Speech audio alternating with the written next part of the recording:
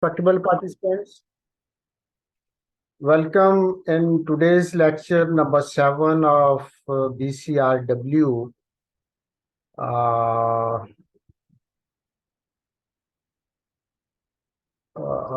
फैजुल्ला साहब, मेरी आवाज आ रही है आपको? जी जी सर, आपकी आवाज़ क्लियर है सर। अच्छा, ओके, थैंक यू। आपका मोबाइल भी ठीक हुआ है कि नहीं? सर अभी तक नहीं हुआ है। अभी नहीं हुआ? अच्छा, चलें, कोई बात नहीं।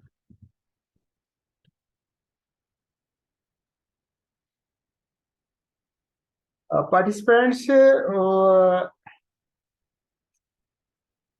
7वें लेक्चर के अंदर आज हम एज यूजुअल 3 पार्ट्स होंगे। फिर पहला पार्ट जो है वो officers and officials of ministry के बारे में हम बात करेंगे कि कौन कौन से ऑफिसर्स जो हैं वो क्या क्या उनका रोल है मिनिस्ट्री के अंदर, क्या क्या ड्यूटीज वो परफॉर्म करते हैं। और पार्ट 2 जो है एज यूजुअल आपकी समरी के बारे में होगा। I will give you the passage rather passages, तो उसके ऊपर आपने वो समरी बना के मुझे चेक कराना होगी। क्वेश्चन आंसर बॉक्स के अंदर मैं उसे देख लूंगा। But afterwards I will give you the solution of this question, and you would all of you would be required to match with the solution the summary you have attempted. तो उसके ऊपर भी क्वेश्चन आंसर जो है वो हम कुछ ले लेंगे। तीसरा पार्ट एज यूजुअल जो है पब्लिक सेक्टर कम्युनिकेशन के अंदर हम देखेंगे कि आज क्या क्या चीजें हमने देखनी है।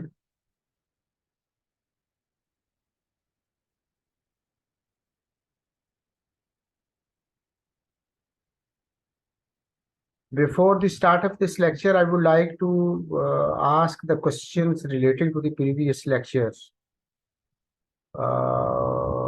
Anybody? Asad was raising the hand. Asad, क्या क्वेश्चन है आपका? If वालेकुम Asad sir. speak to me. अस्सलाम वालेकुम सर। जी, वालेकुम सलाम जी। सर मेरा क्वेश्चन नहीं है, रिक्वेस्ट है कि अभी लाहौर स्टेशन पे ना हमारी अभी क्लास एंड हुई है 6:30 बजे अच्छा, फिजिकल। तो काइंडली ना फिजिकल। सर लेक्चर के साथ में 15 मिनट दे दिए करें ना, ताकि हम ना थोड़ा दूर से आना जाना होता है, तो इसलिए ना ताकि हम सही अपने टाइम पे पहुंच के ना तो आपके लेक्चर के लिए ना हम प्रिपेयर हो। असद, आप साथ 15। किस चीज की क्लास है आपकी? कौन से सब्जेक्ट की? अभी फैम की क्लास हुई सर। फैम की? जी सर। कौन से कैंपस में हो रही है? सर लाहौर स्टेशन पे MATI अच्छा, एमएटीआई के अंदर हो रही है। सर। तो देखें, असद, ये जो है टाइम को चेंज करना मेरे परव्यू के अंदर नहीं है। ये सर फिफा सेंटर आप लाहौर या इस्लामाबाद। जी अस्सलाम वालेकुम सर। सर चेंज सर ठीक बात कर सर रहा हूँ। चेंज अच्छा सर, इनका आंसर ये है असद का कि इस क्लास को हमने 7 बजे सर किया ये इन लोगों की वजह से। क्योंकि सर इनकी क्लास जो है ना वो 6:30 तक हुआ करती थी, तो 6 बजे हम क्लास को हमने 7 पे ले गए हैं। हालांकि उसकी वजह से कई डिस्टर्बेंस भी हुई है, कई स्टूडेंट हमें कहा है, लेकिन स्पेशली सर लाहौर की वजह से इसको चेंज किया गया है, ताकि प्रॉपरली ना ये वहाँ पे क्लासेस इनकी, अब क्योंकि टाइम शॉर्ट है तो हाँ, फाइव ठीक है। डेज क्लास हो रही है सर, तो इसलिए इनकी जी, 7 बजे क्लास की गई है सर। जी, बिल्कुल ठीक है असद। ये हमारे जो कोऑर्डिनेटर हैं इस्लामाबाद के अंदर, अतीक साहब डायरेक्टर हैं, इन्होंने जो बताया है उसके मुताबिक ऑलरेडी इन्होंने आपका टाइम जो है वो बढ़ा दिया। 6:30 बजे आज भी क्लास खत्म हो गई थी, तो आधा जी जी घंटा तो सर, आपको हमें मिल गया। कंसेशन मिल गई है। मेरे कहने का मकसद ये है सर, हमारा सफर ज्यादा है ना, तो स्टार्ट में ना आप 10-15 मिनट जो पिछले प्रीवियस लेक्चर के क्वेश्चन आंसर होते हैं उनके बारे में अगर बात कर लें लेक्चर आप 7:15 पे अपना स्टार्ट कर लें, इस बारे में बात कर रहा अच्छा था। चलो लेक्चर की ये टाइमिंग। ठीक है। हाँ, ठीक है, ये मैं दिस आई कैन डू कि मैं प्रीवियस लेक्चर के बारे में 5-7 मिनट पूछ लूं, हाँ, तो आपको आप थोड़ा सा सर, टाइम मिले। जो आप आंसर क्वेश्चन करते हैं वो सर काइंडली स्टार्ट में कर लें ताकि हमें वो टाइम मिल जाएगा।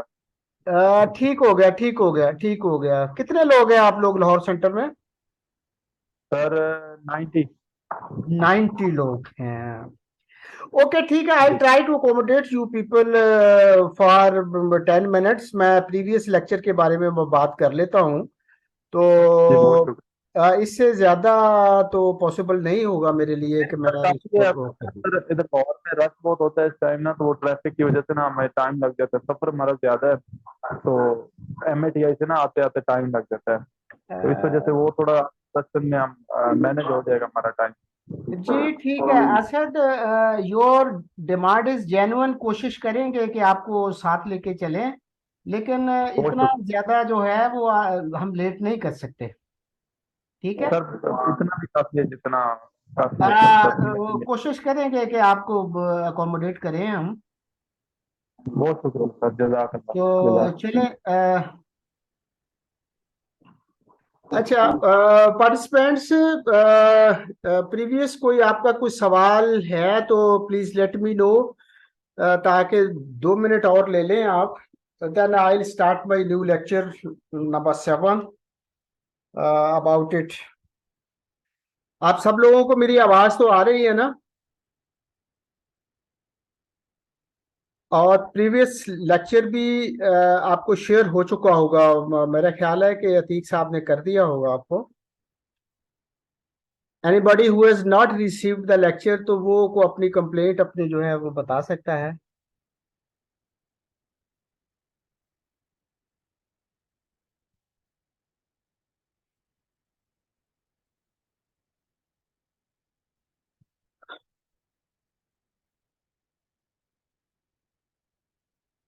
जी बिल्कुल ठीक है, बिल्कुल ठीक है। चलें जी, अब हम शुरू करते हैं इसको, लेक्चर नंबर 7 को। तो I was talking about the federal ministry, कि इसके अंदर कौन कौन से ऑफिसर्स जो हैं वो हमारे वर्क करते हैं, उनका ग्रेड क्या होता है, उनके ड्यूटीज फंक्शंस एंड रिस्पॉन्सिबिलिटी वो क्या है। इम्तहान के अंदर इनके अंदर क्वेश्चन पूछते हैं, इम्पोर्टेंट चीजें हैं इसके अंदर। तो please stay with me to understand के how many officers are working in the ministry. तो सबसे जो पहला हमारा है, पहली स्लाइड जो है उसमें हम देखेंगे कि टिपिकल सेटअप जो है एक मिनिस्ट्री के अंदर वो क्या होता है। पहले नंबर पर सेक्रेटरी जो है वो ग्रेड 22 का ऑफिसर जो है वो एक मिनिस्ट्री या एक डिवीजन को वो सुपरवाइज कर रहा होता है। तो मिनिस्ट्री क्या होती है और डिवीजन क्या होता है? मिनिस्ट्री जो है वो बड़ी होती है और उसके अंडर एक डिवीजन, दो डिवीजन भी हो सकते हैं। तो इस तरह सेक्रेटरी जो है that is the he is the overall incharge of a ministry. तो they are all civil servants in grade 22। इनके नीचे एडिशनल सेक्रेटरी होते हैं। डिवीजन होगा तो उसके अंदर एक एडिशनल सेक्रेटरी होगा, मिनिस्ट्री होगी तो उसके अंदर एक से ज्यादा होंगे। हर डिवीजन जो है वो is held by additional secretary, ऊपर सेक्रेटरी बैठा होता है। इसका ग्रेड जो है ये 21 होता है। ये भी सारे सिविल सर्विस के लोग हैं, CSS वाले। जॉइंट सेक्रेटरी जो है वो थर्ड टीयर है मिनिस्ट्री के अंदर। सेटअप के अंदर जॉइंट सेक्रेटरी जो है ये स्केल इसका 20 होता है। और यहाँ मैं आपको याद दिलाता चलूं कि प्रोविंशियल सेटअप के अंदर सेक्रेटरी का ग्रेड जो है वो 20 होता है। बाज सेक्रेटरी 21 के भी होते हैं, लेकिन एक्चुअल ग्रेड सूबाई सेक्रेटरी का ग्रेड 20 है। तो फेडरल गवर्नमेंट के अंदर, मिनिस्ट्री के अंदर जॉइंट सेक्रेटरी जो है वो ग्रेड 20 का होता है। और फेडरल गवर्नमेंट, फेडरल मिनिस्ट्री के अंदर जॉइंट सेक्रेटरी के अंदर जो हैं वो डेप्टी सेक्रेटरी होते हैं। एक, दो, तीन, चार डेप्टी सेक्रेटरीज जो हैं वो वर्क करते हैं। वहाँ डेप्टी सेक्रेटरी जो हैं वो 19 ग्रेड का होता है मिनिस्ट्री के अंदर, जबकि प्रोविंशियल गवर्नमेंट के अंदर जो है वो एडिशनल सेक्रेटरी का ग्रेड 19 का ऑफिसर जो है वो पोस्ट हेल्ड कर रहा होता है, होल्ड कर रहा होता है। देन डेप्टी सेक्रेटरी के अंदर सेक्शन ऑफिसर आते हैं। तो सेक्शन ऑफिसर जो हैं वो ग्रेड 17 में भी होते हैं, वो ग्रेड 18 में भी होते हैं, जबकि प्रोविंशियल गवर्नमेंट के अंदर जो सेक्शन ऑफिसर है वो ग्रेड 17 का होता है, और ग्रेड 18 के अंदर वो डिप्टी सेक्रेटरी बन जाता है। जबकि प्रोविंशियल गवर्नमेंट के अंदर एक और ओहदा जो है वो भी काम कर रहा था, वो अंडर सेक्रेटरी का होता है। वो लोग जो डायरेक्ट पीएमएस करके आते हैं या फेडरल गवर्नमेंट से सीएसएस करने के बाद they are posted in the provincial secretariat, वो ग्रेड 17 में सेक्शन ऑफिसर लगते हैं। लेकिन अगर प्रोविंशियल सेक्रेटेरिएट के अंदर सुपरिटेंडेंट, असिस्टेंट्स, ये लोग प्रमोट होके ये ग्रेड 18 में आएंगे तो ये सेक्शन ऑफिसर, अंडर सेक्रेटरी कहलाएंगे। यहाँ पर अंडर सेक्रेटरी का ओहदा जो है वो प्रोविंशियल गवर्नमेंट के अंदर होता है, लेकिन फेडरल गवर्नमेंट के अंदर नहीं होता। हाउएवर, सेक्शन ऑफिसर एक सेक्शन का इंचार्ज होता है, और इसके अंडर असिस्टेंट होते हैं, अपर डिवीजन क्लार्क्स होते हैं, लोअर डिवीजन क्लार्क होते हैं, दफ्तरी और पीएन या जिसे नायब कासिद कहा जाता है। This is the overall hierarchy in the federal ministry that is working in the federal secretariat. तो अब हम हर इन लोगों के जितने मैंने आपसे ओहदे गिनवाए हैं, इनसे इनकी हम टर्न बाय टर्न जो है इनके रोल्स एंड रिस्पॉन्सिबिलिटीज हम देखेंगे कि क्या होती है। तो सबसे पहले जो है वो हम सेक्रेटरी के बारे में देखते हैं कि सेक्रेटरी जो है वो कौन होता है। सेक्रेटरी जो है, ही is the administrative head of a ministry. He is the principal advisor to the ministers on all policy matters and administration related to his ministry.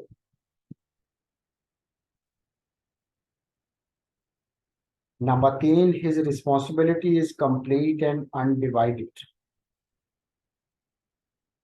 Number 4, he is empowered to enter into an agreement, treaty with foreign governments on behalf of the federal government. दूसरे मुल्कों के साथ, दूसरी government के साथ, foreign governments जो हैं, secretary जो है वो एग्रीमेंट साइन करता है।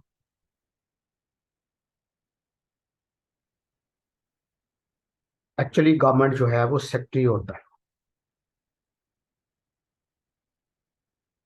मिनिस्टर जो हैं वो एक टेन्योर के लिए आते हैं, पॉलिटिकल लोग होते हैं, लेकिन government is run by the bureaucracy, जो कि ये हमारी सेक्रेटेरिएट के अंदर काम कर रही है। This is called civil bureaucracy. और एक मिलिट्री ब्यूरोक्रेसी है, जो कि मिलिट्री वाले लोग जो हैं वो अपनी हायरार्की में काम करते हैं। पांचवा फंक्शन सेक्रेटरी जो है वो क्या करता है, his responsibilities are to carry out execution of the policies of the government as lay down by the minister. जो मिनिस्टर इंचार्ज ऊपर होता है वो पॉलिसी देता है सेक्रेटरी को। वो पॉलिसी अप्रूव कहाँ से होती है, वो पॉलिसी मिनिस्टर बनाता है with the support of the secretary, and that policy is approved by the prime minister. तो जब वो पॉलिसी बन जाती है तो उसकी एग्जीक्यूशन करना जो है वो सेक्रेटरी का काम है। Number 6, it is the duty of the secretary to assist the minister in charge of the ministry concerned in formulation of the policies of the government। Secretary जो है अपने मिनिस्टर को असिस्ट करता है कि कोई भी पॉलिसी गवर्नमेंट की जो बननी होती है उसमें इसकी असिस्टेंस जो है मिनिस्टर को हासिल होती है। और सारी वर्किंग सेक्रेटेरिएट वर्क जो है, ड्राफ्ट जो है वो सेक्रेटरी बनाता है under the supervision of the minister, and then secretary जो ये पॉलिसी जो है it is submitted to the prime minister, और प्राइम मिनिस्टर से उसकी को कैबिनेट सेक्रेटेरिएट है जहां से ये फिर अप्रूवल लेके तो पॉलिसी बना दी जाती है। Next function of the secretary जो है वो he is also responsible to execute and review of the policies. नई पॉलिसी बनाना हो तो भी सेक्रेटरी जो है इन्वॉल्व होता है, और सेक्रेटरी जो है with the assistance of the minister वो पॉलिसी नई बनाता है, एग्जीक्यूशन भी उसकी करता है। और कोई पुरानी पॉलिसीज जो हैं उनको रिव्यू करना जो है वो भी सेक्रेटरी का काम है, on the direction and advice of the minister concerned. The decision given by the secretary regarding any matter is recognized as an authentic government decision in the course of law। Secretary जो कोई decision देते हैं वो courts of law के अंदर एक authentic चीज समझी जाती है। It has the recognition in the court of law के रिस्पॉन्सिबल बंदे ने ये कोई स्टेटमेंट दी है, कोई डिसीजन दिया है, तो ये कोर्ट ऑफ लॉ के अंदर इसकी बड़ी अहमियत है।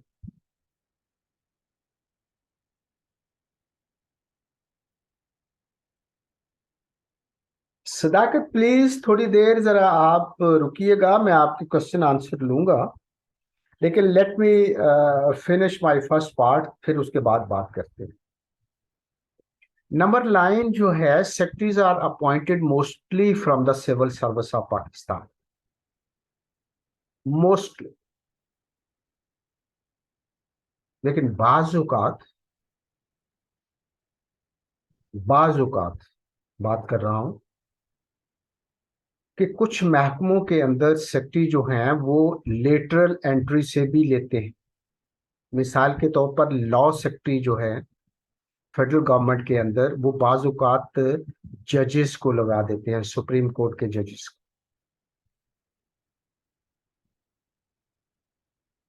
और मिलिट्री साइड से डिफेंस मिनिस्ट्री के अंदर भी वो सेक्रेटरी लग सकते हैं वो, लेकिन मोस्टली जो है वो सिविल सर्विस के लोग ही सेक्रेटेरिएट के अंदर पोस्टें होल्ड करते हैं। Number 10, he is the principal accounting officer of his ministry also। all functions are important that are being discharged by a secretary, लेकिन चूंकि हम यहाँ पर फाइनेंस के पॉइंट ऑफ व्यू से हम देख रहे हैं तो सेक्रेटरी जो है वो प्रिंसिपल अकाउंटिंग ऑफिसर भी होता है अपनी मिनिस्ट्री का। Very important. सेक्रेटरी का क्वेश्चन दो तरह से पूछा जाता है इम्तिहान के अंदर। पहली किस्म ये है कि सेक्रेटरी एज ए सेक्रेटरी उसके क्या फंक्शंस।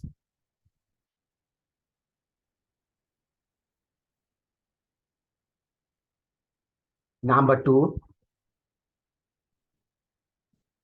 कि secretary as a principal accounting officer वो कौन सा काम जो है वो अपनी ड्यूटीज जो है फराइज अपने अंजाम देता है as a principal accounting officer. तो दिस इज इस एंगल से भी हम देखेंगे कि एज प्रिंसिपल अकाउंटिंग ऑफिसर क्या क्या काम जो है वो करता है सेक्रेटरी जो है।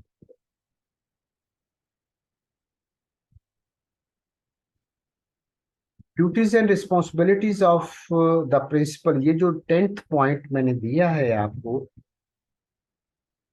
10th point principal accounting officer का, इसकी तफसील इस स्लाइड के अंदर जो है try to understand it. In the duties and responsibilities of the principal accounting officer, finance is an essential element in policy questions, and the principal accounting officer is to ensure that financial considerations are taken into account at all stages in framing and implementing the decisions regarding any policy. जो भी कोई policy secretary बनाता है वो finance के point of view से उसके अंदर उसका फाइनेंशियल इम्पैक्ट जो है वो भी देखता है।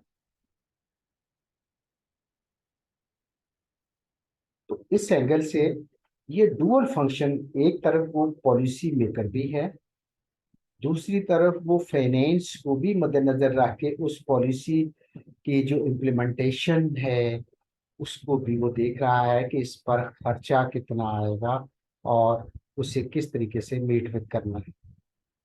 Principal accounting officer shall be assisted by a chief finance and accounts officer, जिसे एब्रिविएटेड फॉर्म के अंदर CF&AO कहते हैं, और फाइनेंशियल एडवाइजर जो है जिसे FA एब्रिविएटेड फॉर्म में कहते हैं, in the discharge of his duties in the financial and budgetary matters. जब सेक्रेटरी जो है वो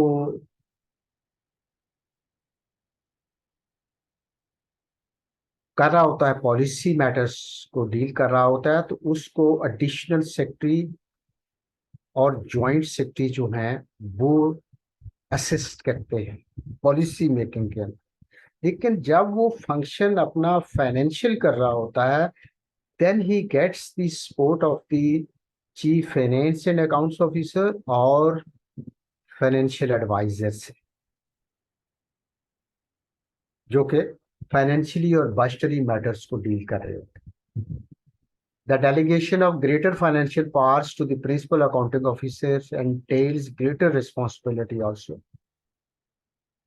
The principal accounting officer is responsible not only for the efficient and economical conduct of the ministry, division and departments, but also continues to be personally answerable before the Public Accounts Committee. अब यहाँ पर देखें ये चीज जो है ये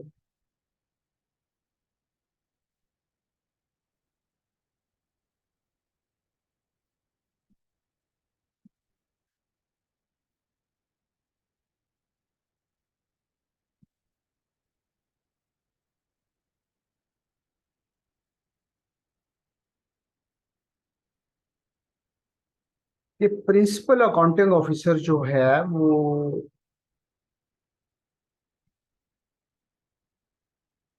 efficient economic conduct of the business जो है वो उसको करने के लिए वो पब्लिक अकाउंट्स कमेटी के सामने भी ऑनसरेबल होता है, जवाबदेह होता है। पब्लिक अकाउंट्स कमेटी क्या होती है? ये पार्लियामेंटेरियंस जो होते हैं उन पर मुश्तमिल कमेटी होती है जो कि on behalf of the parliament जो बजट मिनिस्ट्री को मिलता है उसके ऊपर अगर ऑडिट की कोई ऑब्जर्वेशंस होंगी तो सेक्रेटरी फेडरल जो है वो पब्लिक अकाउंट्स कमेटी के सामने जवाबदेह होगा कि मिनिस्ट्री के अंदर कौन कौन सी फाइनेंशियल जो है इरेगुलरिटीज ऑडिट ने पॉइंट आउट की है। Secretary himself represents in the Public Accounts Committee. तो वेरी इंपॉर्टेंट फंक्शन जो कि यहाँ पर हम देख रहे हैं इसका फाइनेंस पॉइंट ऑफ व्यू से, तो इस एंगल से हम देखते हैं कि the two main principles to be observed are economy. Economy का मतलब ये है getting full value for money, and regularity, spending money for the purposes and in the manner prescribed by law and rules। पहली बात यह है कि economy को मद्देनजर रखना जो है ये, और दूसरा रूल्स के मुताबिक पैसे खर्च करना, बजट जो मिलता है, ये दो मेन प्रिंसिपल्स जो हैं इसको फॉलो करना सेक्रेटरी की जिम्मेदारी है।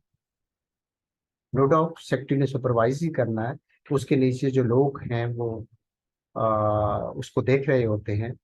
तो ultimate responsibility lies with the secretary कि अगर कहीं कोई इरेगुलरिटी जो है या ऑडिट ऑब्जर्वेशन आती है तो secretary will be responsible to answer all the questions that will be raised by the Public Accounts Committee।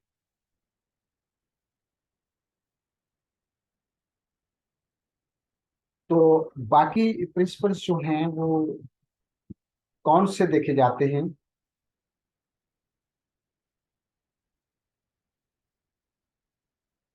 Principal क्या है? प्रोप्राइटी देखी जाती है। Propriety means appropriateness, genuineness, righteousness, कि जो खर्चा करने जा रहे हैं मिनिस्ट्री जो है वो प्रोप्राइटरी ठीक है, उसकी अप्रोप्रिएट है, वो उसका पर्पस क्या है, रूल्स एंड रेगुलेशंस क्या ऑब्जर्व करने किए जा रहे हैं, लिमिटेशंस क्या हैं आपकी कि आप कितना खर्चा कर सकते हैं। It has already been laid down in the delegation of the financial powers. Prudence, आप अपने अक्ल का इस्तेमाल करना है कि सरकारी पैसा आवाम का पैसा होता है, इसको खर्च करते हुए ये सारी चीजें आपको मद्देनजर रखना पड़ती है। 6 नंबर के ऊपर पब्लिक एडवांटेज, के लोगों को फायदा क्या होगा,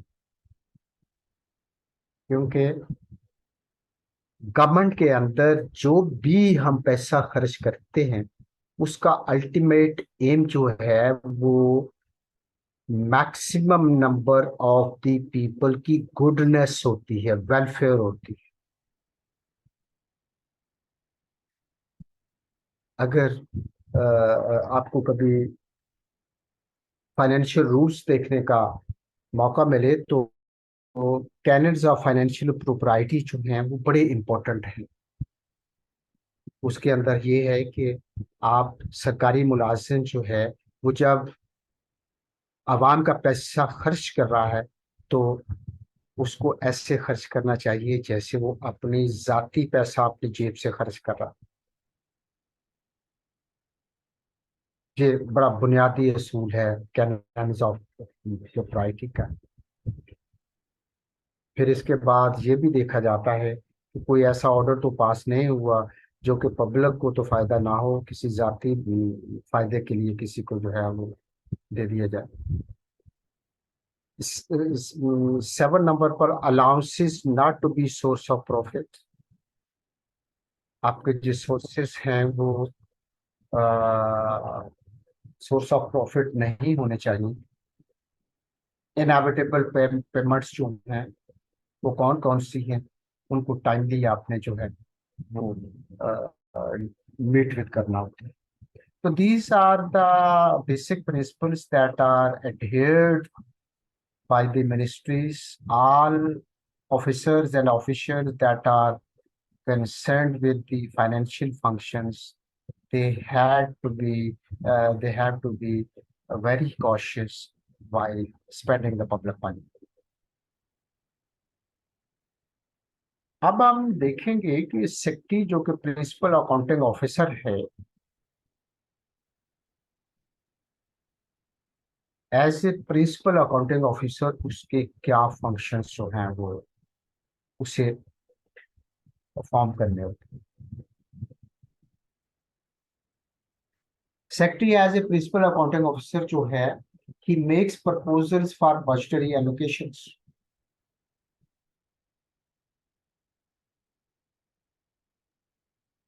बजटरी प्रपोजल्स बनाता है। मैंने पहले भी आपसे ये शेयर किया है कि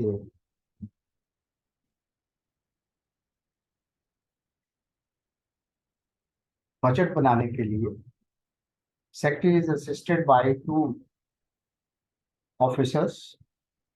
एक chief finance and accounts officer होता है और एक फाइनेंशियल एडवाइजर होता है।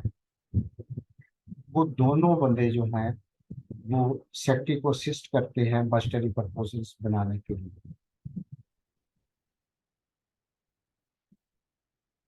Secretary is also principal accounting officer, is also responsible for control over expenditure। अपने मिनिस्ट्री के अंदर जितना बजट उसे मिलता है उसकी कंट्रोलिंग सुपरविजन जो है वो भी प्रिंसिपल अकाउंटिंग ऑफिसर के पास होती है।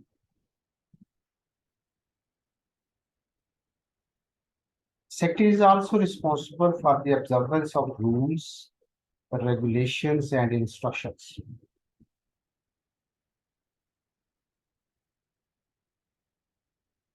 उस पैसा खर्च करने के लिए गवर्नमेंट ने ले डाउन फाइनेंशियल रूल्स बनाए हैं और सेक्रेटरी जो है is required to observe all those rules, regulations and instructions।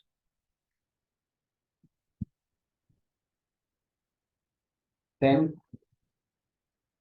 Fourth number के ऊपर फंक्शन जो है इसका वो है maintenance and reconciliation of accounts. Accounts की मेंटेनेंस जो है वो सेक्रेटरी का काम है। फिर उसकी reconciliation with the accounts office करवाना भी इसके फ्लाइज में शामिल है।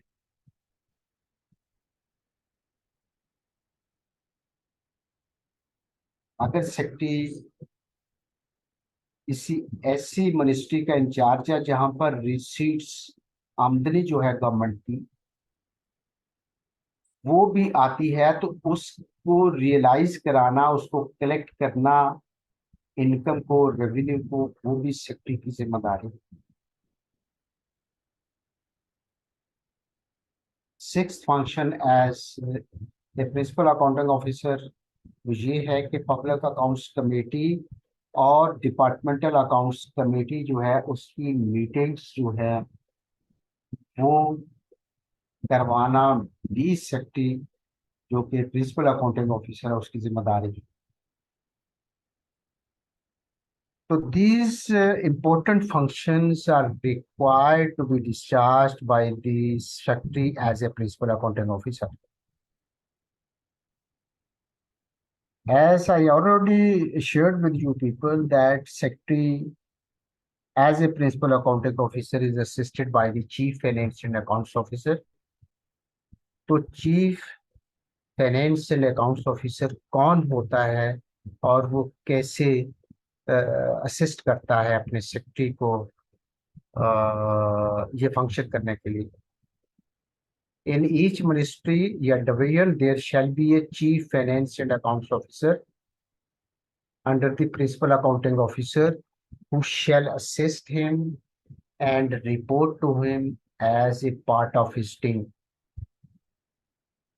The CF and AO shall be a well-trained and experienced officer and equivalent to joint secretary to assist principal accounting officer in matters relating to risk management। इसकी जिम्मेदारी है secretary को बताए कि खर्चे के अंदर रिस्क कहाँ कहाँ इन्वॉल्व है और उसकी मैनेजमेंट कैसे करनी है। Risk management, asset protection, internal control, audit, reconciliation, of Accounts, monitoring and coordination with the DAC, Departmental Accounts Committee, or Public Accounts Committee, and financial priorities of expenditure and of receipts, expenditure and receipts. The CFA and O shall have such supporting officers and staff as may be necessary.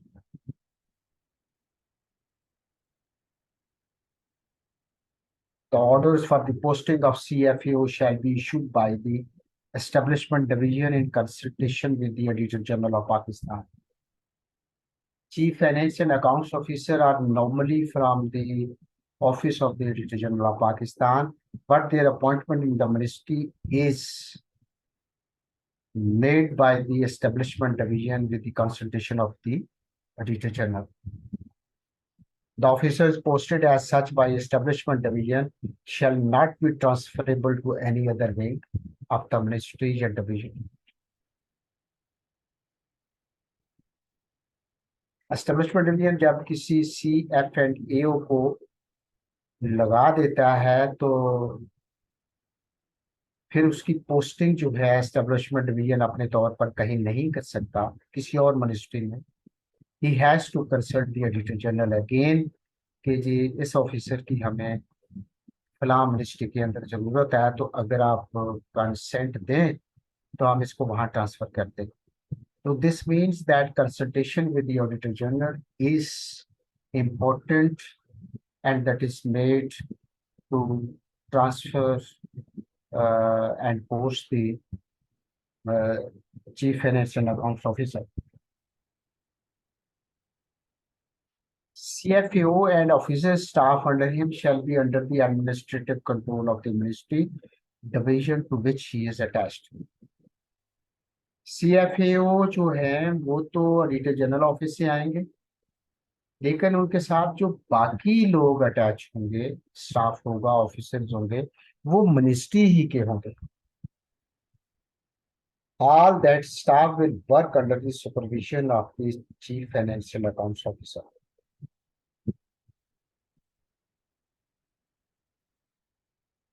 However, the transfer of CF&AO out of the ministry division shall be with the concurrence of the Auditor General of Pakistan. He shall work directly under the Principal Accounting Officer and be unaccountable to him. उसको जवाबदेह है principal accounting officer को, जो कि secretary होता है. He shall coordinate his work with the financial advisor organization. तो financial adviser जो कि एक्चुअली फाइनेंस डिवीजन के ऑफिसर्स होते हैं, तो CFAO एंड फाइनेंशियल एडवाइजर जो है वो मिल के एक दूसरे के साथ अपनी कोऑर्डिनेशन से काम करते हैं.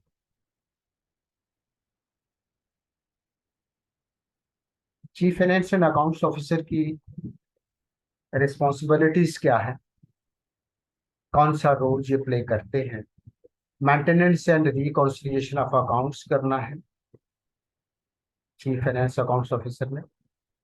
Number 2, coordination and scrutiny of budget expenditure and receipts, consolidation of public sector development programme. Federal government के अंदर जो डेवलपमेंट प्रोग्राम होता है उसको PSDP कहा जाता है, जबकि सूबों के अंदर उसको एनुअल डेवलपमेंट प्लान कहते हैं.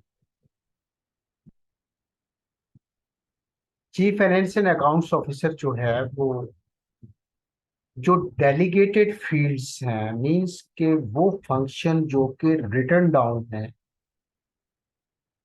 उन रूल्स के तहत वो प्रिंसिपल अकाउंटिंग ऑफिसर को एडवाइस देने का पाबंद है. लेकिन वो फील्ड जो कि नॉन डेलीगेटेड हैं, उसके अंदर वो केस प्रोसेस करेगा, एडवाइस नहीं देगा.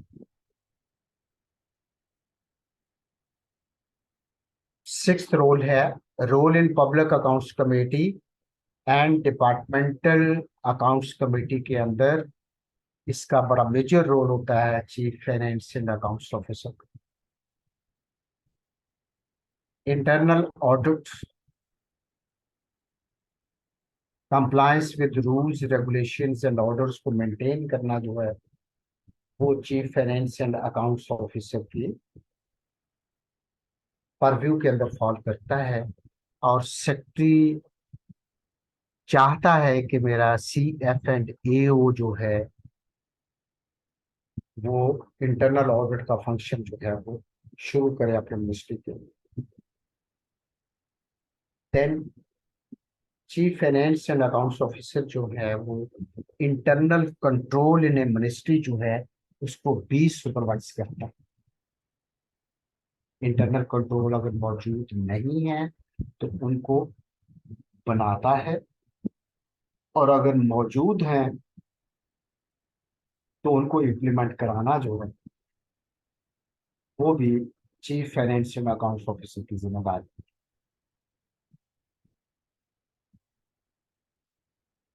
With this, we came to the end of part one of our today's lecture. Now, I'll ask your questions.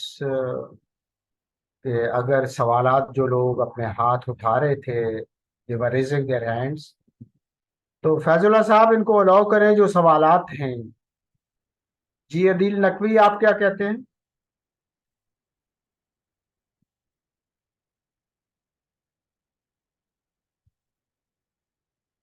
Ji participants. जी अस्सलाम वालेकुम। वालेकुम सलाम। सर आवाज़ आ रही है मेरी? जी आ रही है। अच्छा सर, मैं अदील नकवी बात कर रहा हूँ CMALC DP सेल से। CMALC DP DP से ड्राफ्ट क्या मुराद है? फैजुल्ला साहब, इनके जो सवाल पूछ रहा है सिर्फ उसी का माइक खुला हो, बाकी लोगों को कहें कि प्लीज अपने माइक ऑफ रखें। जी अच्छा सर, अदील, मेरे क्या क्या क्या CMALC DP, CMALC तो समझ है, DP से क्या मुराद है? Draft paragraphs. Draft paragraphs. जी सर। ये कब सेक्शन बना है?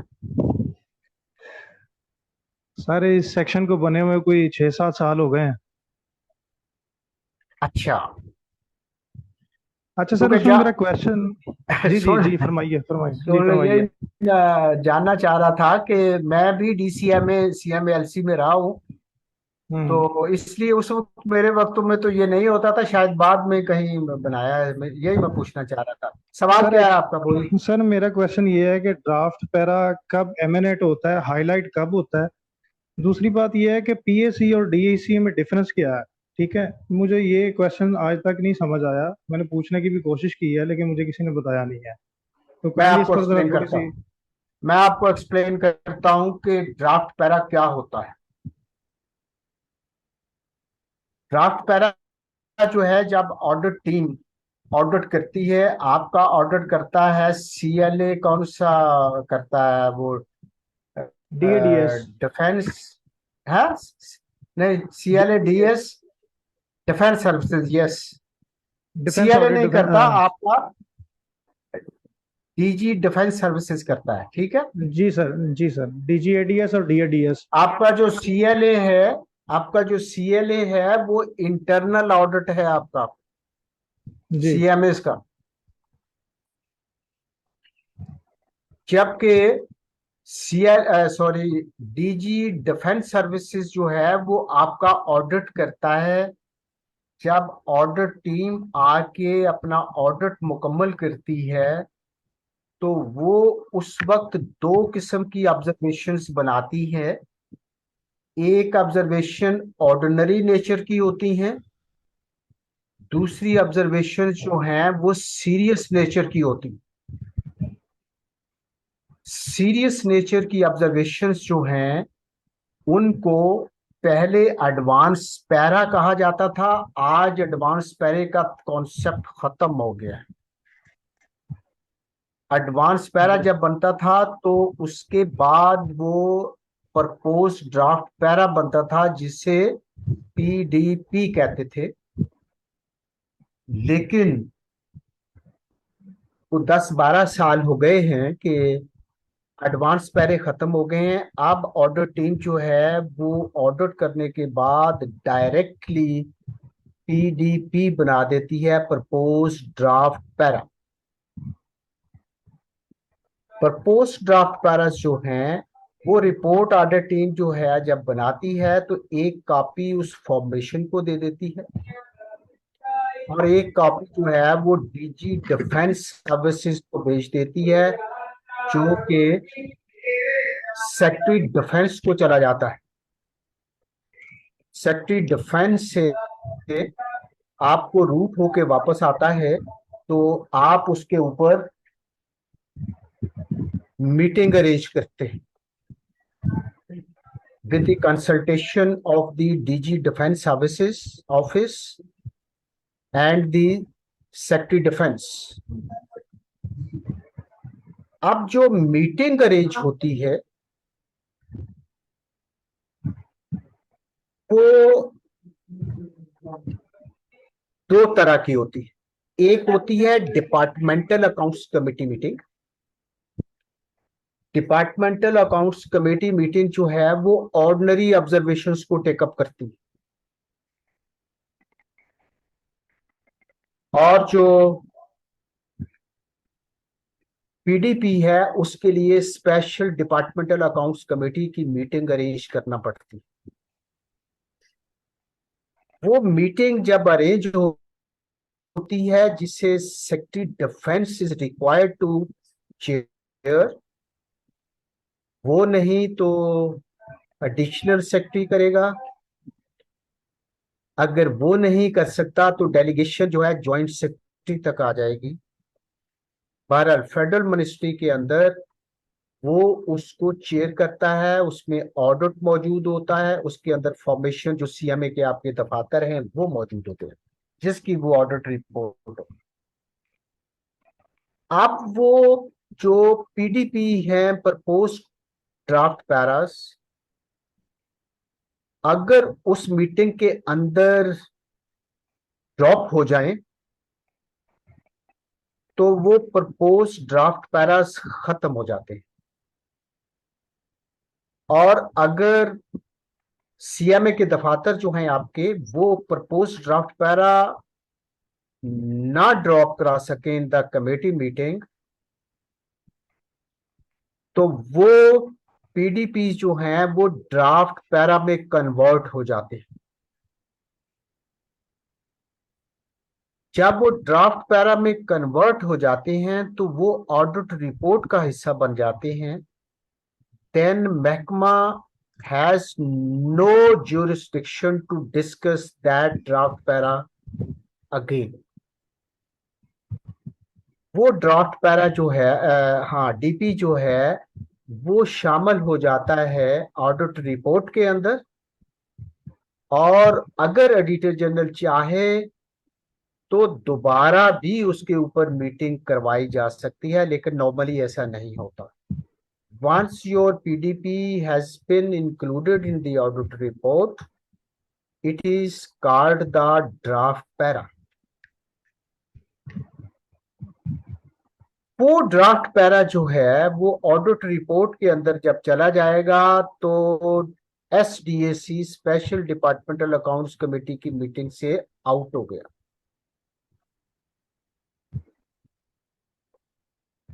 प्रिंटिंग जब हो जाती है तो वो ड्राफ्ट पैरा जो है वो रिपोर्ट के अंदर जाते हैं, और वो रिपोर्ट जो है वो पब्लिक अकाउंट्स कमेटी के अंदर पेश होती है, और वो draft Paris before holding the meeting in the public accounts committee की डायरेक्शन आजकल ये है कि फिर उसके ऊपर आप एसडीएसी की मीटिंग करके आए। But the difference lies here, जब पीडीपी की मीटिंग होती है तो कमेटी के पास इख्तियार है कि वो उसको सेटल कर सकती है with the consultation with the DG audit concern. अगर वो सेटल ना हो और एसडीएसी की मीटिंग जो है on the direction of the public accounts committee जब की जाएगी, then that committee has no right to drop that observation. Then committee can only recommend to the public accounts committee के जी इसको सेटल कर दिया जाए, महकमे ने इसकी कंप्लायंस कर दी है। आई थिंक अदील आपको समझ आ गई होगी। जी सर, वेरी क्लियर, और बहुत शुक्रिया सर आपका बताने का, एलेबोरेट आपने बताया, मुझे अब समझ आ गई इसकी। Thank you. चले ओके जी। एनीबॉडी एल्स जी, किसी और का सवाल कोई? अस्सलाम वालेकुम सर। जी वालेकुम सलाम। सर मुंसिफ खान बोल रहा हूँ।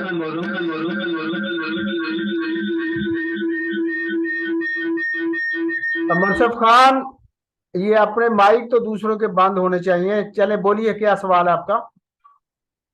सर डेलीगेटेड फील्ड और नॉन डेलीगेटेड फील्ड में डिफरेंस क्या है?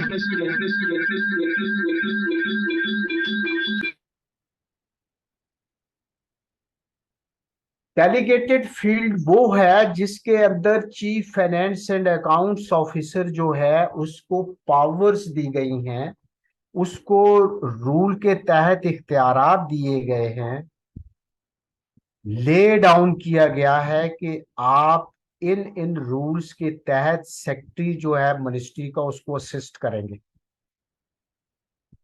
ले डाउन रूल्स जो गवर्नमेंट की तरफ से इशू हुए हैं। अब सेक्रेटरी जो है चीफ फाइनेंस अकाउंट्स ऑफिसर उन ले डाउन प्रिंटेड रूल्स के अंदर वो जब एडवाइस देगा सेक्रेटरी को तो वो डेलीगेटेड फील्ड कहलाएगा।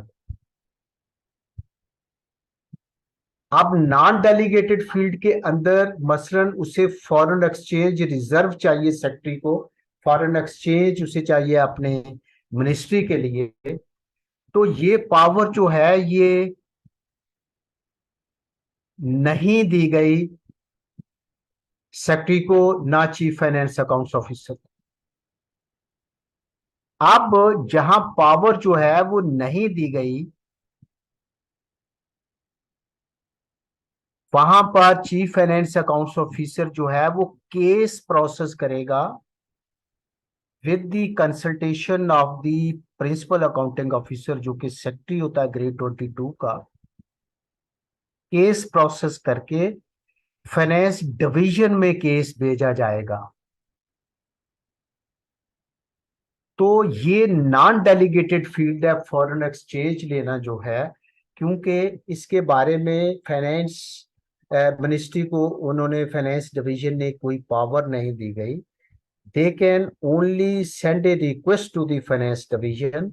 वो रिक्वेस्ट और केस को प्रिपेयर करने के लिए जो एडवाइस या असिस्टेंस देगा वो नॉन डेलीगेटेड फील्ड है।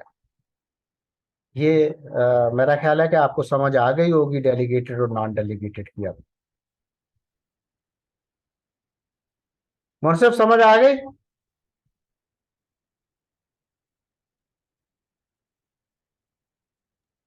जी सर, समझ आ गई है। Okay, any other who has a question?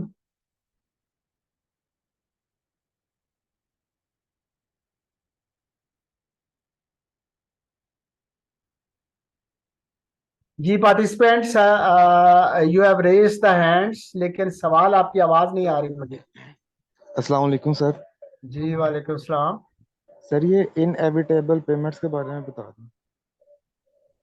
अपना नाम बताइए, अपना दफ्तर बताइए, कहाँ से हैं आप?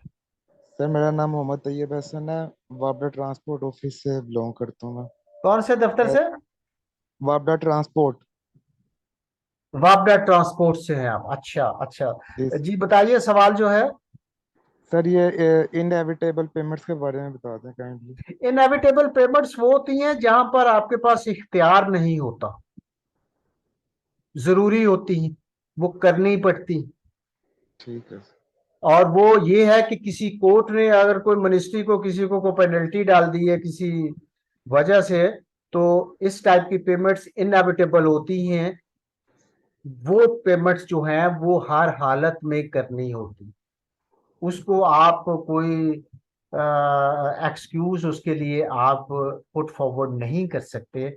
अगर कोर्ट ने कह दिया है कि इतने पैसे जुर्माना किया जाता है, तो फिर उसके लिए रूल कोई नहीं, you will have to pay that amount. Such payments are inevitable payments. ठीक है सर। जी जी। अस्सलाम और वालेकुम कोई? सर। जी वालेकुम सलाम। सर एक क्वेश्चन और करना चाहूँगा डीजी एडीएस के हवाले से।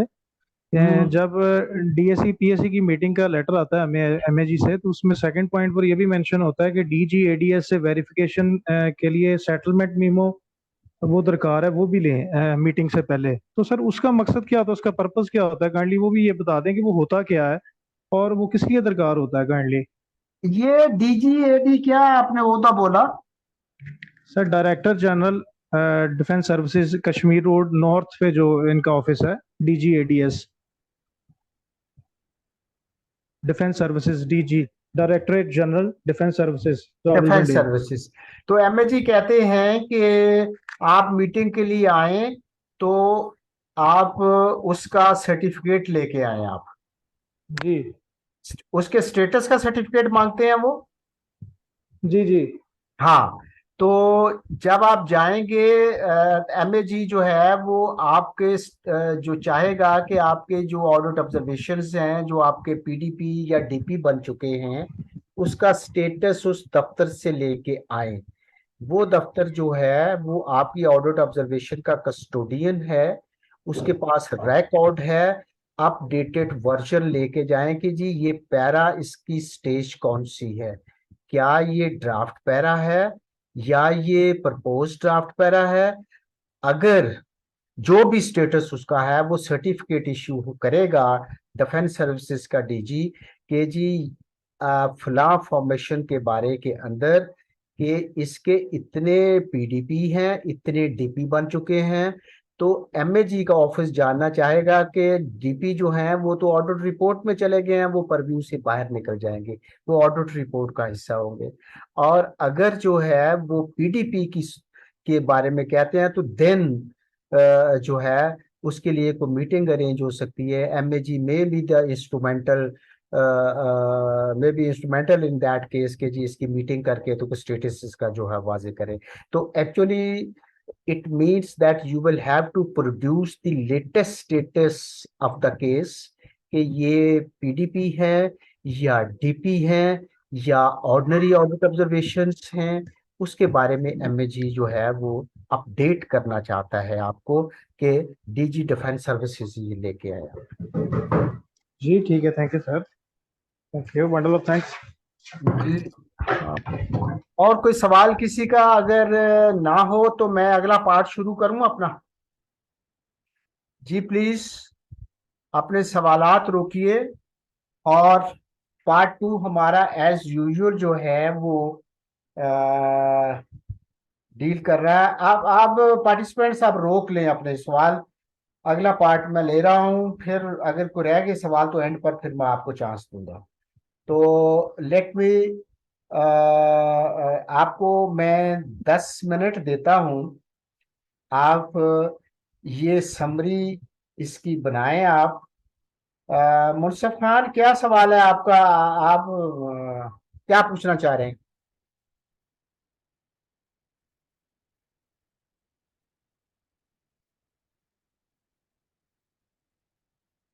चले प्लीज, ये पैराग्राफ मैंने आपके सामने रख दिया है, इसको देखिएगा, पढ़िएगा और इम्पोर्टेंट पॉइंट्स जो हैं वो आप नोट करें अपनी नोटबुक के ऊपर।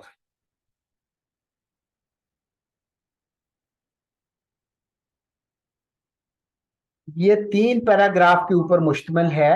मैं पहला पैराग्राफ आपको 3 मिनट का टाइम देता हूं, इसको रीड कर लें अपनी कॉपी के ऊपर, इसको इम्पोर्टेंट पॉइंट को नोट कर लें, जो भी आपकी समझ में आते हैं उसको कर लें।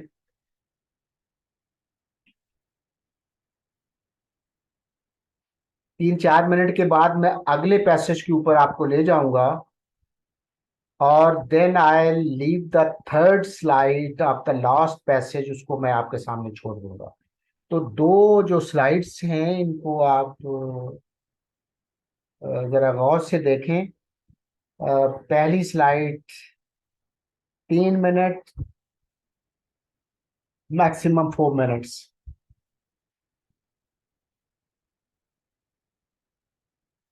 अब मेरे पास 6 मिनट हुए हैं।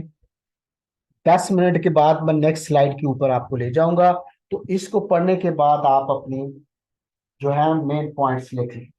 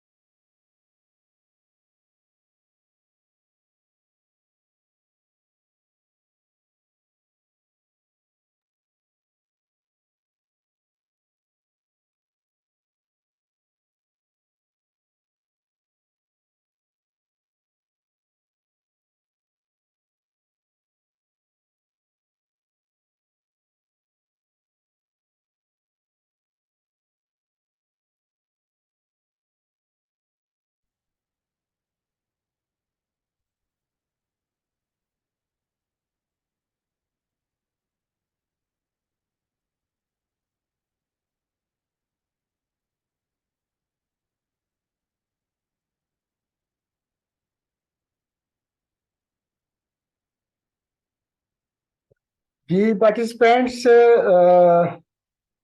4 minutes time has passed. Next जो है आपका स्लाइड, उसके ऊपर अब आप देखिएगा।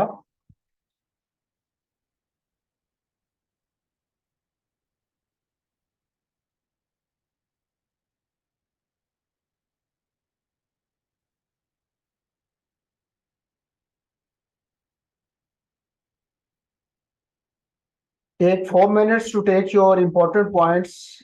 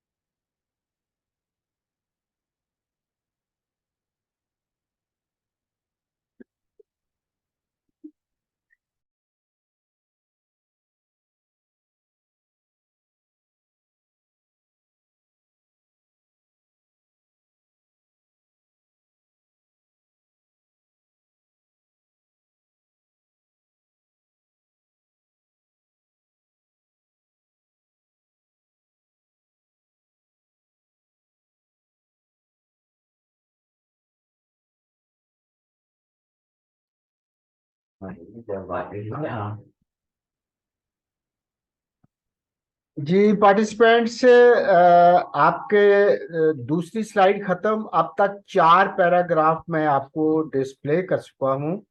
अगली स्लाइड के ऊपर अगेन 2 पैराग्राफ हैं। तो आज का टोटल जो हमारे 6 पैराग्राफ पर मुश्तमिल ये समरी है, इन सब को आपने, अब ये लास्ट स्लाइड जो है ये मैं डिस्प्ले में रखूंगा 4 मिनट के लिए, और आप इसको पढ़ने के बाद जो प्रीवियस स्लाइड्स के ऊपर आपने इंपॉर्टेंट पॉइंट्स बनाए हैं उनको सीक्वेंस वाइज आप अपना सॉल्यूशन एक लिखिएगा। Then I will show my solution to you people, and then you will be required to match your solution with my solution. तो 4 मिनट के बाद आपने इसे लिखना शुरू कर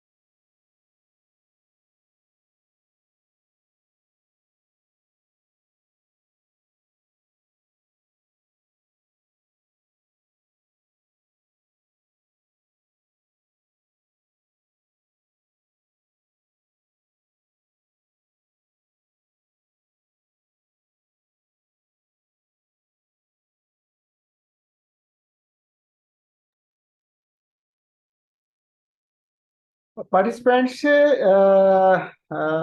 आई होप कि आपने ये पूरे 6 पैसेज जो हैं इनमें से आप गुजर गए होंगे। ये 6 पैसेजेस का क्वेश्चन जो है ये आपके मैंने पास्ट पेपर में से उठाया है। ये क्वेश्चन ऑलरेडी आ चुका है BCRW के पेपर के अंदर। तो वहां से मैंने इसको आपके सामने डिस्प्ले किया है। और अब मैं इसका सलूशन, अब आपको कोई 5 मिनट ले लें और इसको जॉट डाउन करके चीजों को आप एक रबत के साथ एक पैराग्राफ के अंदर इसको कन्वर्ट कर दें। तो नाउ 19 मिनट्स, आप 5 मिनट ले लें, उसके बाद फिर मैं आपके साथ शेयर करता हूँ ये सोल्यूशन जो है।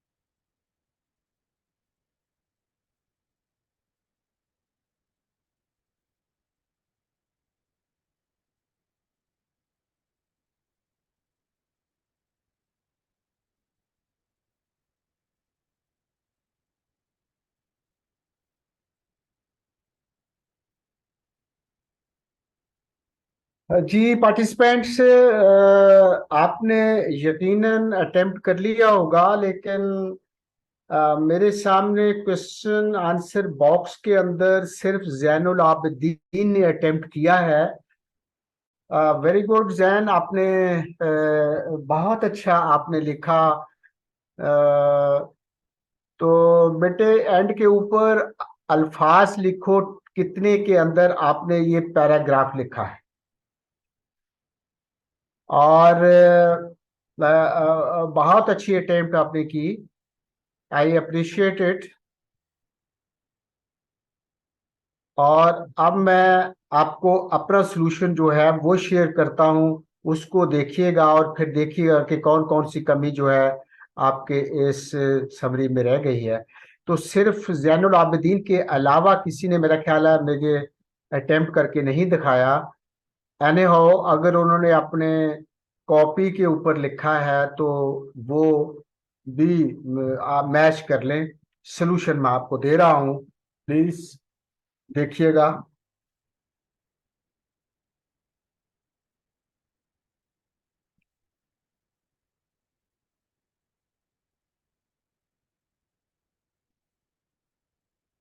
दिस इज द सॉल्यूशन जो कि मैंने आपको दिया है। इन 6 पैसेजेस को इकट्ठा करके एक पैसेज के अंदर मैंने इसकी समरी जो है वो आपके सामने डिस्प्ले कर दी है। तो जैनुल आबिदीन जो है उसको भी चाहिए कि अपने वाला मैच कर ले। काफी हद तक उसका ठीक है।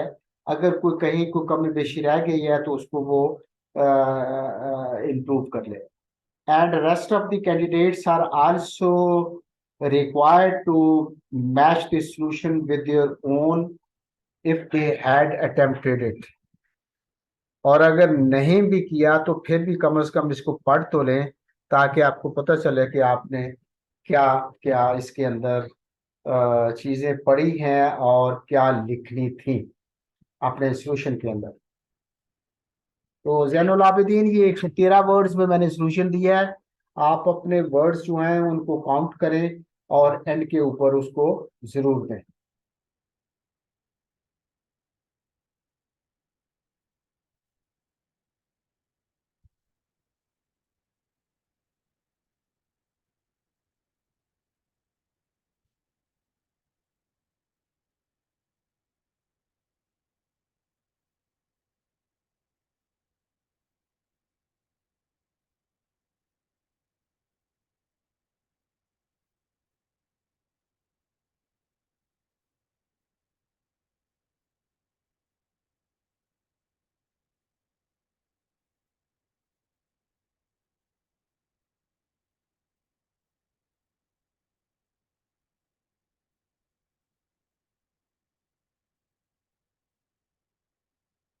जी आपने इसे मैच कर लिया होगा, पढ़ लिया होगा।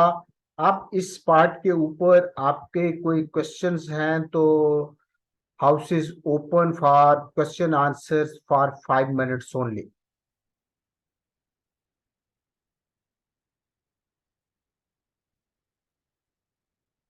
जी जमील अहमद, क्या पूछना चाहते हैं आप?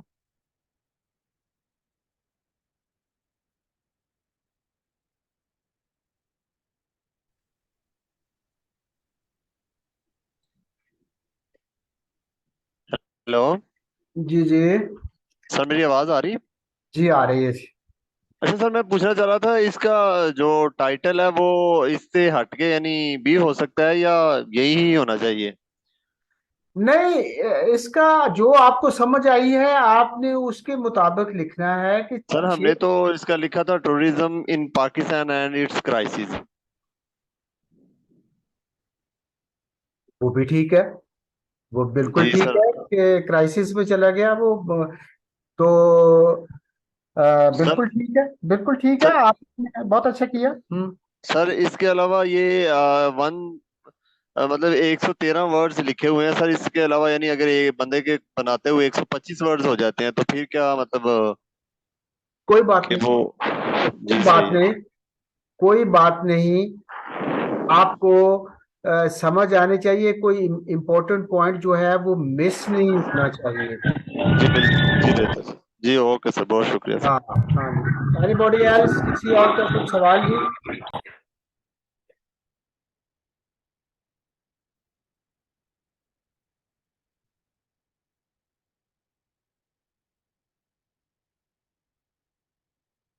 2 मिनट्स के बाद मैं थर्ड पार्ट जो है वो शुरू करूंगा।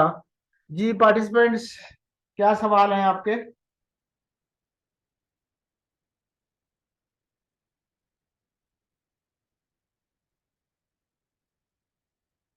आई am not listening your voice.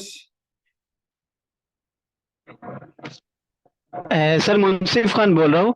अच्छा सर, इसमें एग्जामिनर की डिमांड होती है इतने वर्ड्स लिखेंगे कि हम खुद वहां पे मेंशन करना होगा कि इतने वर्ड्स हमने लिखे हैं?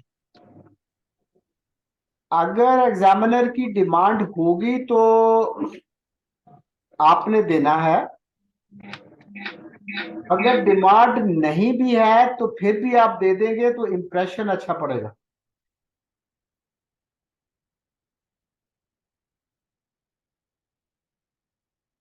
लेकिन नॉर्मली जो प्रेसी होती है उसमें वर्ड्स का देना जरूरी ठहरता है।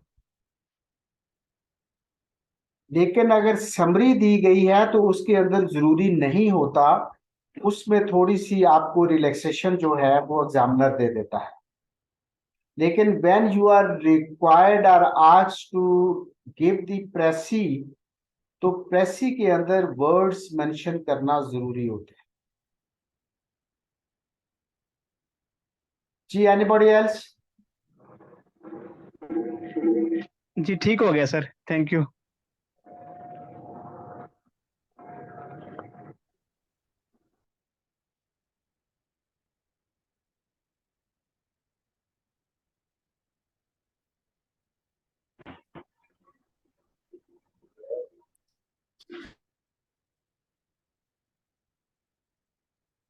जी पार्टिसिपेंट्स, अब मैं थर्ड पार्ट के ऊपर जाने लगा हूं। आपने क्वेश्चन जो हैं वो होल्ड कर रखें। नेक्स्ट फिर पार्ट खत्म करने के बाद थर्ड जो है फिर क्वेश्चन आंसर का सेशन अब आपको मैं दूंगा। कोई रह गया हो सवाल तो वो फिर वहाँ अटेम्प्ट हम जो है वो लेंगे। थर्ड पार्ट जो है वो पब्लिक सेक्टर कम्युनिकेशन, जो कि हम रोज पढ़ते हैं। पिछले में हमने सर्कुलर पढ़ा था, उससे पीछे हमने नोटिफिकेशन पढ़ा था। तो आज जो है वो हम ऑफिस ऑर्डर पढ़ेंगे पहले, कि ऑफिस ऑर्डर क्या होता है और ऑर्डर क्या होता है, दोनों में फर्क क्या है। ऑफिस ऑर्डर ये होता है कि it is usually issued in the government offices containing instructions exclusively for the purpose of internal administration.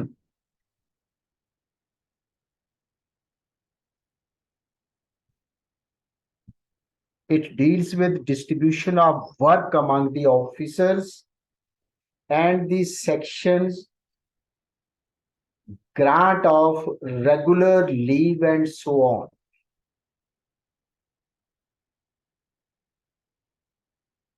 ये ऑफिस ऑर्डर है ऑर्गेनाइजेशन के अंदर।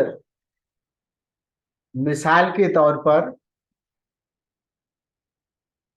अगर मिलिट्री अकाउंट्स की हम बात करें तो इसके अंदर CMALC लाहौर अपनी एडमिनिस्ट्रेशन के अंदर कोई ऑर्डर इशू करता है तो that would be an office order.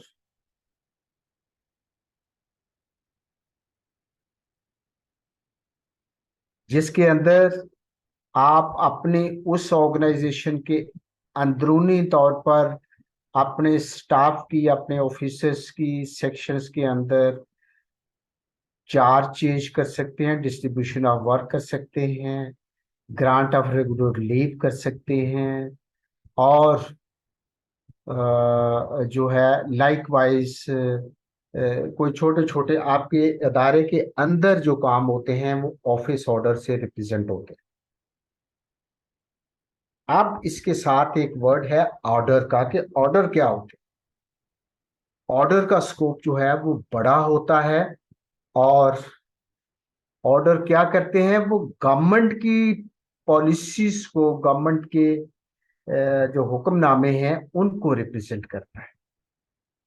Orders are primarily issued in order to communicate decisions of the government relating to disciplinary cases, etc., to its employees concerned and when necessary, as and when necessary.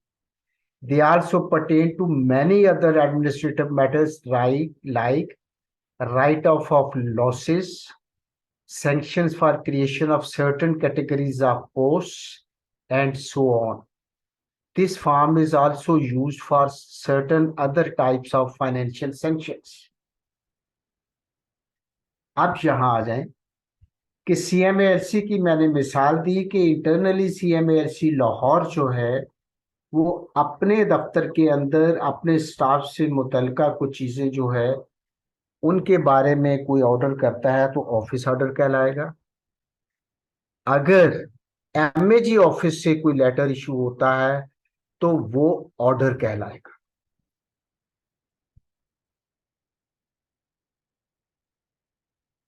MAG office से ऊपर CGA office जो है वो order issue करेगा तो वो order कहलाएगा,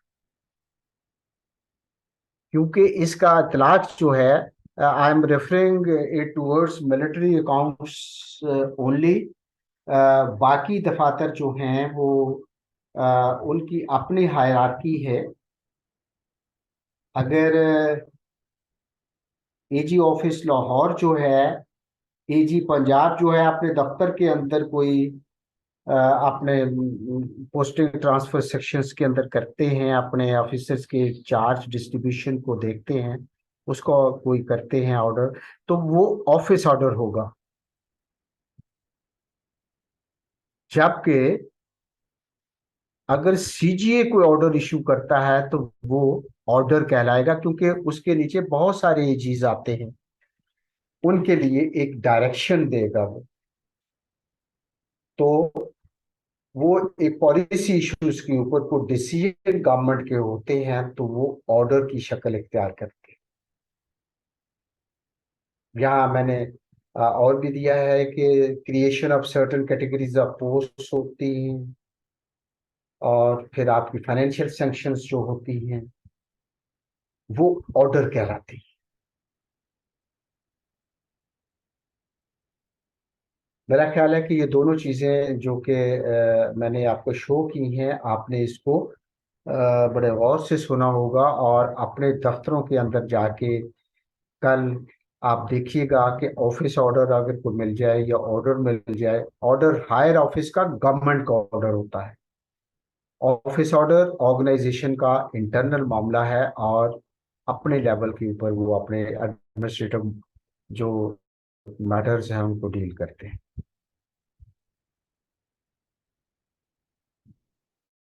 then press कम्युनिके या press note.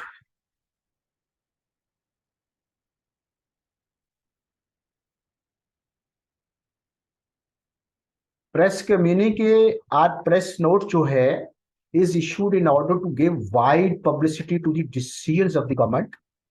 Main motive is in this regard to keep the general public informed of what the government is doing for them. There is a little difference between a press communique and a press note, and the same is clarified here. Press communique is more formal in character and content than a press note, या press release भी कहते हैं इसको। A press communique will be reproduced entirely intact by the press. This means that even a word cannot be changed or altered or modified by the press while publishing it. जबकि एक press note या press release जो होती है, it intends to serve as a handout to the press. The press may edit, compress or enlarge as they may choose, but the fundamental and basic points and contents cannot be tampered with. Press communique के अंदर जो government भेजेगी press के अंदर लफ्ज बलफ्ज वो press को publish करना पड़ेगा। प्रेस रिलीज या प्रेस नोट अगर भेजेगी गवर्नमेंट तो उसके अंदर पब्लिशर प्रेस जो है वो अपनी मर्जी से उसको छोटा कर सकता है, उसको बड़ा कर सकता है, लेकिन फंडामेंटल जो पॉइंट्स हैं उसके उसमें चेंज नहीं कर सकता, कंटेंट्स में चेंज नहीं कर सकता। तो this is the major difference between the press communique और द प्रेस नोट। अगली चीज जो है हमारी वो है रेजोल्यूशन। पब्लिक सेक्टर के अंदर रेजोल्यूशंस भी इशू होते हैं। This form of communication is normally used in order to make public announcements of the various decisions of the government relating to important matters of policy. The policy of industrial licensing, appointment of committees or commissions of inquiry, and so on. This is also used with regard to the results of reviews of the important reports which are submitted by such committees and commissions. The government resolutions are also published in the Gazette of Pakistan. A resolution is written in the third person. ये resolution है। आपकी जो official bodies जो हैं, आपकी unions जो हैं दफ्तरों के अंदर, वो भी रेजोल्यूशन जो है वो इशू करती हैं अपने लोगों को। जो भी आपकी कोई कहते हैं कि आपके ओहदेदारान होते हैं, अगर बैठ के कोई फैसला किसी चीज के ऊपर करते हैं तो वो भी रेजोल्यूशन होती है, लेकिन that is not the public property. I am here talking about the government के अंदर रेजोल्यूशन जो इशू होता है वो इन कैरेक्टरिस्टिक्स का हामिल होता है। With this, we came to the end of our today's lecture. Now the house is open for your question and answer sessions. आपके कुछ सवालात थर्ड पार्ट के बारे में हैं, सेकंड पार्ट के बारे में है या फर्स्ट पार्ट के बारे में है, तो you are allowed to ask so that I may explain and clarify the points.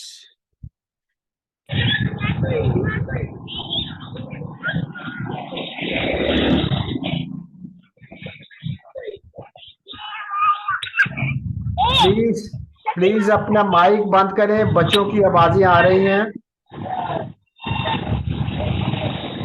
अपने अपने माइक चेक करें।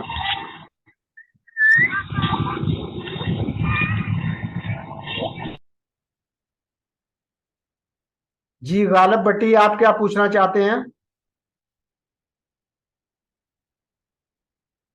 सर ये जो माइक का मसला है ना सर, गालिब का मसला है सर।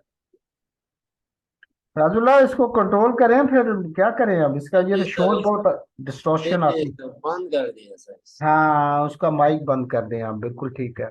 जी जी सर, जो नाम से आ रहे हैं सर उनको तो मैं अलाउ कर रहा हूँ। जो 1 2 3 लिखा हुआ है सर, इसको मैं अलाउ नहीं कर सकता हूँ सर। हाँ बिल्कुल ठीक ठीक ठीक हो गया, ठीक हो गया। चलें जी पार्टिसिपेंट्स। अस्सलाम वालेकुम सर। सर मुनसिफ खान बोल रहा हूँ। अच्छा सर, यहाँ resolution is written in third person. Third person से क्या मुराद है सर यहाँ पे?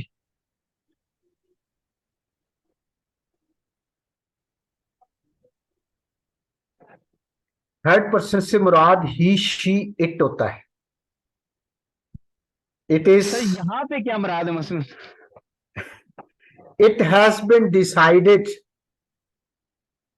it has been decided by the government about the important policy regarding industrial licensing, ये मैंने मिसाल दी है इसके अंदर। तो वर्ड शुरू होगा इट से, it has been decided by the government. इसकी लैंग्वेज स्टार्ट ऐसा होगा। तो इट के इस्तेमाल से आप शुरू करके, तो इट इज कॉल्ड एज, मसलन फर्स्ट पर्सन क्या है, आई माई मी। सेकंड पर्सन क्या है, you your you. Third person he she it. तो अब ही का काम भी कोई नहीं, शी का काम भी कोई नहीं। इट से ये पर्पस जो है रेजोल्यूशन का सर्व होगा कि it has been decided by the government about the industrial policy. जो भी को पॉलिसी इशू है उसके ऊपर जो है, जो भी कमेंट्स देंगे वो रेजोल्यूशन गवर्नमेंट का होगा। तो थर्ड पर्सन जो है अंग्रेजी के अंदर, आप दोबारा सुनिए, I my me first person, second person you your you, third person he she it. But be careful in starting in the resolution, you are required to start with your resolution by the word it. It has been decided. अब आपने या competent authority has decided, आपने जो पहले public sector communication के अंदर देखा था तो वहां पर होता था I have been directed, first person इस्तेमाल होता था। तो मुनसिफ, मेरा ख्याल ये है कि थोड़ी सी क्लैरिटी आपको आ गई होगी। मैं इसके किसी दिन इसका सैंपल भी आपको मैं शेयर करूंगा कि इन चीज़ों का at the end of the जो है, जब आपके लेक्चर पहुंचेंगे तो एक सेशन में इनके दोबारा आपको रिव्यू कराऊंगा कि नोटिफिकेशन का, वैसे तो मैं साथ साथ दे ही रहा हूं आपको, नोटिफिकेशन का मैंने दे दिया, सर्कुलर का दे दिया, ऑर्डर और ऑफिस ऑर्डर का रह गया है, ये मैं आपको कर दूंगा। फिर मैंने सैंपल आपके साथ लेटर के फॉर्मेट शेयर किए थे, डीओ लेटर के मैंने शेयर किए थे, फिर इंडोर्समेंट के शेयर किए थे। तो साथ साथ मैं चीजें शेयर कर रहा हूँ, लेकिन ये फॉर्मेट जो है रेजोल्यूशन, ऑर्डर और ऑफिस ऑर्डर का और प्रेस कम्युनिके जो है, इसके फॉर्मेट जो हैं वो मैं कोशिश करूंगा कि आपको अगले लेक्चर्स के अंदर मैं वो भी दे सकूं। जी पार्टिसिपेंट्स, और किसी का सवाल? अस्सलाम वालेकुम सर। जी वालेकुम सलाम। मैं sir Salman, DG federal audit Islamabad से सर। जी जी जी सर ये प्रेस नोट और प्रेस कम्युनिकी सर कोई एग्जांपल है सर? अगर उसमें एक्सप्लेन कर दें तो इजी हो जाएगा। मेरा ख्याल है कि मैंने इसे एक्सप्लेन किया है, प्लीज दोबारा इसे देखिएगा। जी जी। ये दोनों जो हैं, प्रेस कम्युनिके हो या प्रेस नोट हो या प्रेस रिलीज हो, प्रेस रिलीज या प्रेस नोट एक ही चीज है। ठीक। अब इसके अंदर इसका जो ऑब्जेक्टिव होता है कि किसी भी गवर्नमेंट के डिसीजन को वाइड पब्लिसिटी देने के लिए गवर्नमेंट के अखबारों को इशू कर देती है प्रेस कम्युनिके। गवर्नमेंट जब प्रेस रिलीज या प्रेस नोट इशू करती है वो भी प्रेस को चला जाता है। अब दोनों में फर्क देखिएगा क्या है। प्रेस कम्युनिके जब गवर्नमेंट देती है पब्लिश करने के लिए, तो प्रेस के पास इख्तियार नहीं होता कि गवर्नमेंट की भेजी हुई तहरीर में एक लफ्ज का भी इजाफा या कमी पेशी कर सके। जब गवर्नमेंट जो है वो प्रेस रिलीज या प्रेस नोट भेजेगी, तो प्रेस के पास एक चॉइस होती है कि वो उसके अल्फाज को कंडेंस कर दे उसके अंदर कोई एडिटिंग कर दे, उसको बड़ा कर दे या छोटा कर दे, लेकिन जो भी वो प्रेस चाहे वो चूज कर ले, लेकिन जो फंडामेंटल पॉइंट्स, बेसिक पॉइंट्स हैं, उस कंटेंट्स के अंदर वो चेंज नहीं कर सकता प्रेस। ठीक। मेरा ख्याल है कि समझ आ गई होगी आपको। ठीक है sir, thank you very much, thank you हाँ वेरी जी, मच। ओके। अस्सलाम वालेकुम सर। जी वालेकुम सलाम। अच्छा सर, मैंने क्वेश्चन ये पूछना था कि हमने आई थिंक दूसरे लेक्चर में पढ़ा था टाइप्स ऑफ कम्युनिकेशन। जी तो सर क्या वही एक क्वेश्चन यानी आज कंप्लीट हुआ है, ये सारा एक ही क्वेश्चन पूछा जाएगा एग्जाम में, या इसको सेपरेट, यानी जैसे कि ये लास्ट में हमने पढ़ा इसको रेजोल्यूशन पे आके खत्म हुआ है, तो क्या ये एग्जामिनेशन पॉइंट ऑफ व्यू से एक ही क्वेश्चन बनता है? नहीं, ये अलग अलग क्वेश्चन होंगे। जी सर। ये तो बहुत एक लेंथी सारी चीजें हैं, कुछ 12-14 चीजें हैं ये। जी बिल्कुल ऐसे ही आप सर। आपको हर इंडिविजुअल टॉपिक के ऊपर आपको क्वेश्चन अलहदा आएगा, जी कभी सर। दो दो चीजें इकट्ठी नहीं होगी। जी सही सर। अच्छा सर, दूसरा एक ये कि जो लेटर के फॉर्मेट्स आप देते हैं उसमें एग्जामिनर हमें वो स्केच बनाने को कहेगा, या किस तरह से वो उसका फॉर्मेट वगैरह के रिलेटेड पूछेगा? देखें, एग्जामिनर आपको क्वेश्चन देगा कि आप एक लेटर लिखें जी सर। प्रेस को कि ये कोरोना की जो वबा आई थी, जी बेहतर सर। गवर्नमेंट ने ये डिसाइड किया है कि इसको वाइड पब्लिसिटी दी जाए। जी सही सर। तो आप एडिटर को या प्रेस को लिखेंगे कि इन इन जो की हदायत गवर्नमेंट ने दी है कोरोना से बचने के लिए, उस पर जो है वो फुली अमल होना चाहिए। सर। अब आप क्या करेंगे? सर। अब आप लेटर टू दी एडिटर लिखेंगे। जी सर। ठीक है, जी सपोज सर। मैं कर रहा हूं, लेटर टू दी एडिटर लिखेंगे। जी सर। या ये हो सकता है कि मिनिस्ट्री ऑफ हेल्थ इस्लामाबाद से कोरोना के ऊपर उसके जो रेमेडियल मेजर्स हैं, preventive measures, sorry, preventive measures जो हैं वो डिजाइन करती है कि ये आपने मास्क पहनना है, आपने लोगों से फासला रखना है, आपने सफाई सुथराई जो है क्लीनलीनेस को मेंटेन करना है। इसके ऊपर एक लेटर जो है मिनिस्ट्री ऑफ हेल्थ लिखेगी तमाम प्रोविंशियल गवर्नमेंट्स को कि जी बेहतर अपने सर। अपने जो है वो ऑर्गेनाइजेशंस के अंदर ये प्रिवेंटिव मेजर्स जो हैं ये अडॉप्ट किए जाएं। तो आप क्या करेंगे? आप वो कम्युनिकेशन लिखेंगे कि जी as directed by the ministry of health, ये मेजर्स आपने अडॉप्ट करने हैं। नीचे कॉपी जो है, बल्कि सॉरी, इसको एड्रेस के अंदर जब गवर्नमेंट प्रोविंशियल गवर्नमेंट्स आएंगी तो ऊपर Punjab government, Sindh government, Balochistan government, KPK government, Azad Kashmir government, Gilgit Baltistan government, उन सबको एड्रेस करेंगे।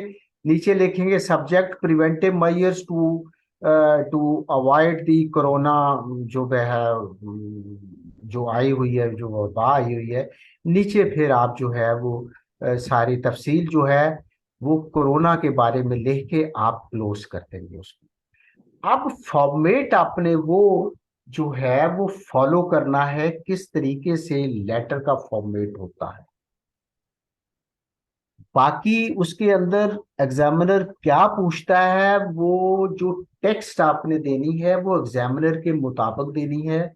मैंने कोरोना के बारे में दे दी, एग्जामिनर आपको पोल्यूशन के बारे में पूछ सकता है, आपसे महंगाई के बारे में पूछ सकता है।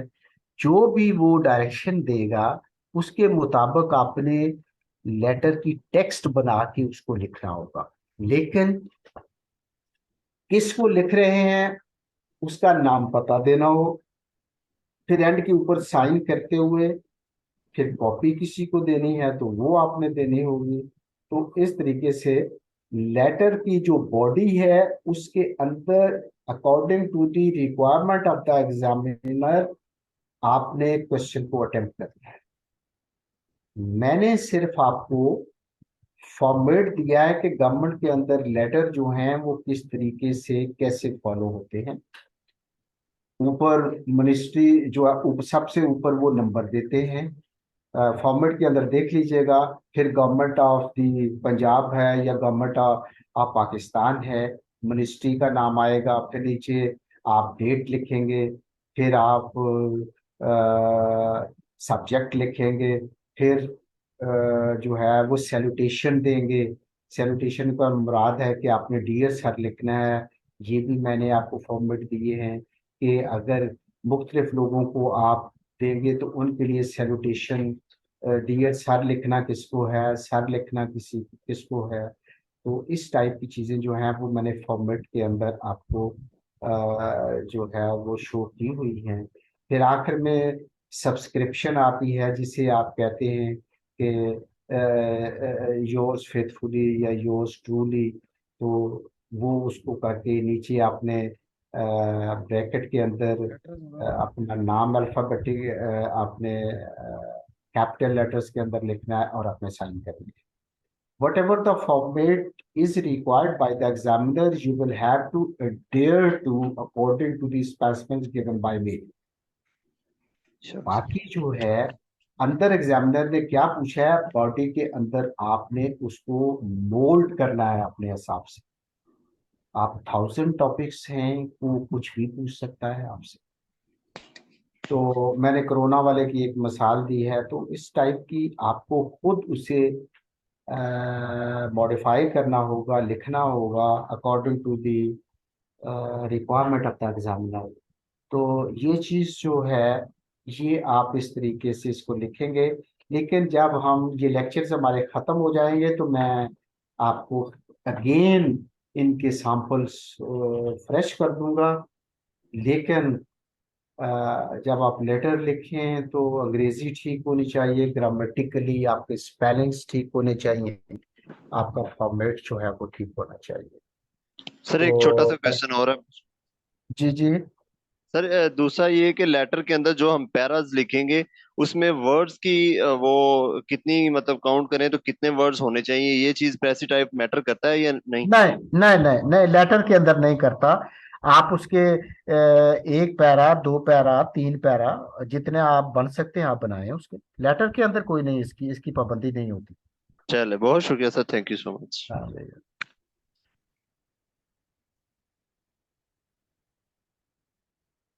जी एनीबॉडी एल्स, अगर कोई सवाल नहीं है तो मेरा ख्याल है कि आप लोग भी थक गए होंगे। तो फैजुल्ला साहब, कोई सवाल नहीं है तो फिर क्लोज कर दें। ठीक हो गया सर, अभी टाइम भी हो गया सर। हाँ, okay, thank you very much to all of you who participated in today's session. इंशाल्लाह नेक्स्ट फिर संडे को मुलाकात होगी। पार्टिसिपेंट्स अब आप रुक जाएं। फैजुल्ला साहब ने अब इसको क्लोज कर दिया है। अगर वो इजाजत दें तो मैं आपके क्वेश्चन लूंगा, अगर नहीं देंगे तो फिर नहीं लूंगा। सर कोई क्वेश्चन है सर, ले ले सर, कोई मसला नहीं। चलें चलें जी, फैजुल्ला साहब ने इजाजत दे दी है। जी बोलिए।